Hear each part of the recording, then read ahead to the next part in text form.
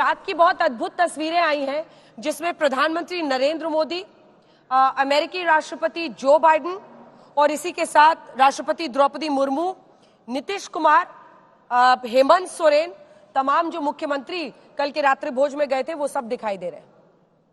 कुछ ही देर में ये देखिए तस्वीर आ गई। प्रधानमंत्री नरेंद्र मोदी, अमेरिकी राष्ट्रपति जो बाइडेन वहां पर हैं और दोनों मुख्यमंत्री हैं।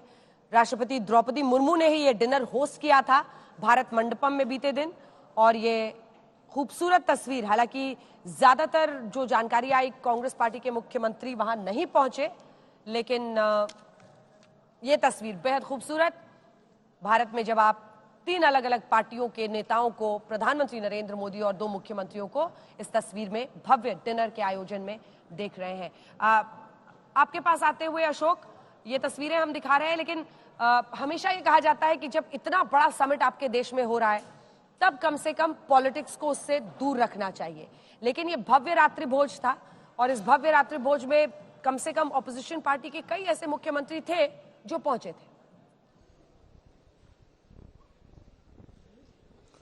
बिल्कुल अंजना, पॉलिटिक्स अपनी जगह है, लेकिन देश की जब बात आती है तब ये कहा जाता है कि सबको एक साथ दिखना चाहिए, एक मैसेज जाना चाहिए पूरे देश की तरफ से।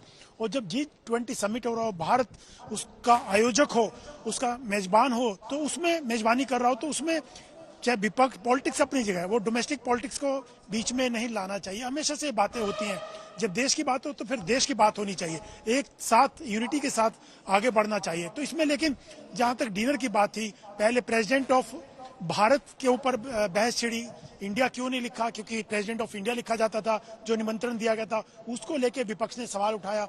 उसके बाद जो डिनर आयोजित किया गया था उसको लेके बहुत सारे मिनिस्टर्स भी पहुंचे, सुखविंदर सिंह सुक्खू पहुंचे थे और वो तस्वीर भी आ गई है। ये तमाम लोग सुक्खू साहब के साथ तस्वीर आ गई है। सुक्खू साहब के साथ मुख्यमंत्री जी वो पहुंचे थे कल और उनके साथ ये तस्वीर आ गई। उनके कंधे पर हाथ रख के उनको ले जा रहे हैं इस आयोजन में। तो ये तस्वीर आ जाएगी आज तक पर। प्रधानमंत्री नरेंद्र मोदी, तो तमाम मुख्यमंत्री, ऐसा नहीं है कांग्रेस पार्टी के कि नहीं गए, सुक्खू साहब वहां पर पहुंचे थे, लेकिन बहुत सारे नहीं गए। अशोक गहलोत को बुलाया गया था, भूपेश बघेल को बुलाया गया था, काफी मुख्यमंत्री नहीं पहुंचे। और कांग्रेस की तरफ से और मल्लिकार्जुन खड़गे के ना बुलाए जाने पे भी सवाल उठाया कि उनको क्यों नहीं बुलाया गया, विपक्ष के नेता थे, पार्टी प्रेसिडेंट थे। तो बहुत सारे इसमें पॉलिटिक्स की बातें हुई डिनर को लेकर के, लेकिन उसके बावजूद भी G20 के जो सदस्य थे उनके लिए खासतौर से मेहमानों के लिए डिनर आयोजित किया गया था। कैबिनेट मंत्री थे, सरकार के मंत्रियों को बुलाया गया था और बहुत सारे लोग थे। लेकिन कांग्रेस की तरफ से खासतौर से बहुत सारे सवाल रेज किए गए थे और कहा जा रहा था कि ऐसे मौके पर पॉलिटिक्स नहीं होनी चाहिए, लेकिन एक प्रोटोकॉल के तहत ही, और जिनको बुलाया जाना चाहिए था मुख्यमंत्रियों को, उनको बुलाया गया था। कुछ लोग पहुंचे, कुछ लोग नहीं पहुंचे, लेकिन कहीं ना कहीं कुल मिलाकर अगर देखा जाए डिनर तो हुआ ही, लेकिन उसमें मिलेट्स का भोजन भी कराया गया, पान पान का भी टेस्ट चखा मेहमानों ने, विदेशी मेहमानों ने, जो G20 पान फ्लेवर्ड चॉकलेट लीफ के लिए आयोजन किया मत पूछिए। कल मैंने और श्वेता ने इतनी लंबी चर्चा इस पर की है। बिल्कुल, पान फ्लेवर्ड चॉकलेट लीफ, कल हम लोगों ने बहुत चर्चा इस पर की है। जल्दी से कमेंट मौसमी से भी ले लेते हैं। पॉलिटिक्स एक तरफ है, लेकिन इसी के साथ साथ एक भारत की जो तस्वीर कल पेश हुई है, बहुत सारे केंद्रीय मंत्री, सबको पार्लियामेंट से वहां से ले जाया गया, बहुत सारे ऑपोजिशन पार्टीज के मुख्यमंत्री, सबका राष्ट्राध्यक्षों के साथ इंटरैक्शन कराया गया। मौसमी, बिल्कुल अंजना, कल आपने हमारी ज्यादा ही तारीफ कर दी, इसलिए आज आप हमारी तरफ रुख ही नहीं कर रही हैं अपना। ये तो बहुत सरासर नाइंसाफी है। पर कल की चर्चा से मुझे याद आया कि पारंपरिक वेशभूषाओं पे भी आपने काफी चर्चा की और डिजाइनर भी थी वहाँ पे मौजूद, जो बता रही थी किस तरह से भारतीय परिधान में नजर आ रहे थे तमाम लीडर्स। और बहुत दिलचस्प था कि देखिए वो भारत जिसकी आध्यात्मिक इस्लामिक शक्ति का बखान इस G20 में देखने को मिल रहा है। लेकिन आज क्या होगा वो बहुत ही महत्वपूर्ण है अंजना, क्योंकि जो शेड्यूल आया है, लगभग 6 देशों के मुखिया प्रेस कॉन्फ्रेंसेस करेंगे। यूके के राष्ट्रपति तो यूएस के राष्ट्रपति तो निकल गए हैं और वो हनोई में अपनी प्रेस कॉन्फ्रेंस लगभग शाम को करेंगे, शाम को लगभग 12:30 बजे करेंगे, तो वो मतलब इंडियन टाइम शाम हो जाएगा। पर सबसे पहले लावरोव साहब की रूस के विदेश मंत्री की प्रेस कॉन्फ्रेंस है,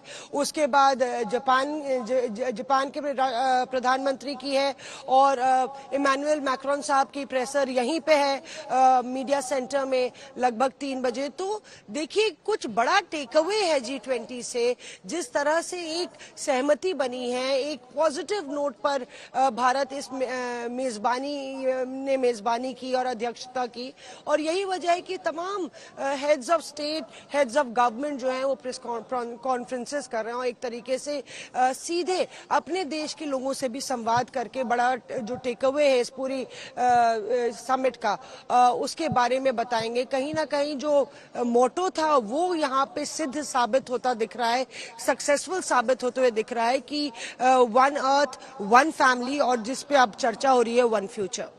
बिल्कुल श्वेता, जल्दी से एक बार आपसे समझते हुए उसके बाद जो मेहमान हमारे साथ यहाँ पर मौजूद है उनके साथ चर्चा को आगे लिए चलेंगे। और ये भी दिलचस्प है कि यहाँ के बाद वियतनाम जा रहे हैं अमेरिकी राष्ट्रपति, कल 9/11 है, तो मुझे लगता है उन्हें वापस न्यूयॉर्क भी पहुंचना होगा, ये आखिरी सत्र में वो मौजूद नहीं है।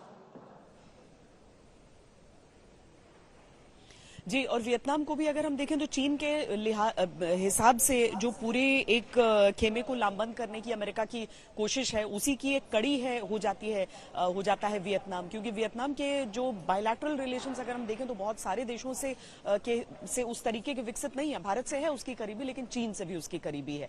तो अब अमेरिका का ये दौरा उस हिसाब से महत्वपूर्ण है। जो चर्चा आप भी कर रही थी स्टूडियो में कि पहले भारत दौरा, पाकिस्तान दौरा, पहले कहां जा रहे हैं, बाद में कहां जा रहे हैं, एक तरह से उसे डीहाइफनेट अब किया जा चुका है। और भले ही वो इस तरफ आ रहे हैं दुनिया में, तो अब इसके आगे वो वियतनाम जा रहे हैं, लेकिन लामबंदी हो रही है चीन के विरुद्ध। पाकिस्तान इनकॉन्सिक्वेंशियल हो गया है, उसकी कोई न किसी को जरूरत, न कोई प्रासंगिक देश वो रह गया है। जब दुश्मनी के लिस्ट से भी हम उसको हटाते हैं तो वो सिर्फ इसीलिए क्योंकि वो प्रासंगिक ही नहीं रह गया है। इस पूरी चर्चा में कहीं पर भी जिक्र भी नहीं आ सकता। पर चीन के विरुद्ध देशों को इसीलिए खड़ा होने की जरूरत है, एक नकारात्मक तौर पर नहीं, बल्कि एक सकारात्मक संगठन, एक सकारात्मक सहयोग की जरूरत है, ताकि उसकी जो विस्तारवादी नीतियां चाहे जमीन पर हो चाहे समुद्र में हो, वो सही नहीं है। जिस तरह से चीन ने एक तरह से मोनोपोली बनाकर रखी अपनी, जो फैक्ट्री ऑफ द वर्ल्ड वो कहलाता रहा, उसको भी तोड़ना है और उसे किस तरीके से आगे बढ़ाना है। तो आर्थिक यहां पर भी मंशा जो G20 की है, और आगे भी जो बाइडेन जाएंगे तो उसी क्रम को वो आगे बढ़ाएंगे। एम्बेसडर डोगरा, आप किस तरह से देख रहे हैं आज दूसरे दिन, क्या उम्मीद रखें? और उसके बाद इमैनुअल मैक्रोन से जो लंच एक तरह से है, जिस पर सिट डाउन लंच है प्रधानमंत्री नरेंद्र मोदी का, वर्किंग जिसे बायलैटरल कहा जा रहा है, वर्किंग लंच बायलैटरल, उसको किस तरह से देख रहे हैं? देखिए, पहला रिएक्शन जो इमैनुअल मैक्रोन का लंच का है, तो आप तो भली भांति जानती हैं कि इंग्लैंड और फ्रांस में इंडिया पाकिस्तान जैसा रिश्ता नहीं है, पर बहुत दोस्ती भी नहीं है। तो तभी इंग्लैंड में, लंदन में एक वाटरलू स्टेशन है, ताकि फ्रांस को हमेशा याद रहे। तो कल की जो अखबार की सुर्खियां होंगी लंदन के न्यूज़पेपर्स में, वो यही कहेंगी कि देखो मैक्रोन को तो लंच दे दिया, हमारे को इग्नोर कर दिया। और आज अभी भी आज की पहले बायलैटरल हो चुका है, वो बायलैटरल के बारे में भी सुर्खियां आ गई हैं कि फ्राइडे को होना था, वो नहीं हुआ, उसको पोस्टपोन करके सैटरडे को कर दिया। सो कुछ ना कुछ तो रहेगा मनमुटाव, पर मनमुटाव से हटकर मेरे को जो बार बार वो जो पिक्चर याद आ रही है जो सुबह आपने दिखाई थी राजघाट की, ऐसा मेरा ख्याल बहुत ही कम हुआ है दुनिया में।